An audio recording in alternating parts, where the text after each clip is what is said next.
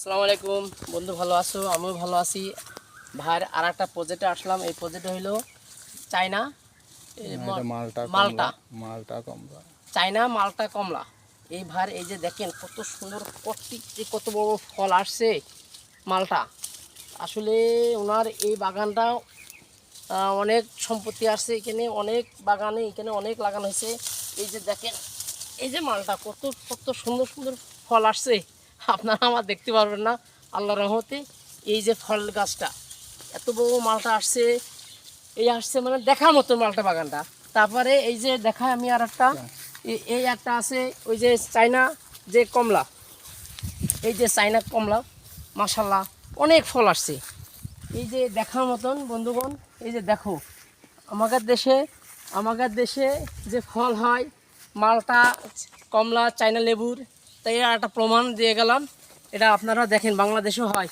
এই যে সাথে এই যে এই আরেকটা বাগানও এই যে দেখো এই যে ফল দেখো বন্ধুগণ, এই যে পাকা মতন হয়ে গেছে চায়না লেবু, এই যে পাকা মতন হয়ে গেছে, মানে পেকেও গেছে।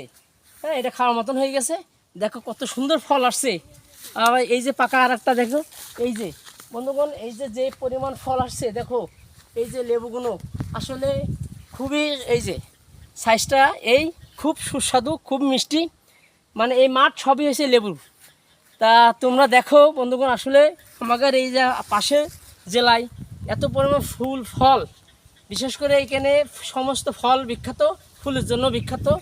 আর এখন সামনে শীত আসছে, শীতের জন্য এইসব ফুল ফল ভরা। তা এই যে ওল কচু আছে, এই যে কচু বাগানও আছে, এর সাথে লেবু বাগানে আমরা কচু বাগানও লাগানো হয়েছে। এগুলো আসলে খুব সুন্দর দেখতে, আসলে দেখার মতো ফলটা এই যে মালটা যে পরিমাণ আসছে গাছে ভরা, তোমরা আসলে দেখো একটু, খুব সুন্দর লাগে দেখলে, আসলে খুব ভালো লাগে। নিজের হোক বা না হোক, ভাই লাগাইছে আসলে খুব ভালো লাগছে। তা তোমরা দোয়া করো ভাইয়ের জন্য, ইনশাল্লাহ যেন আরও হয়। এখানে সবাই দেখতে আসে সৌন্দর্যের জন্য। তা আচ্ছা ঠিক আছে, আল্লাহ হাফেজ।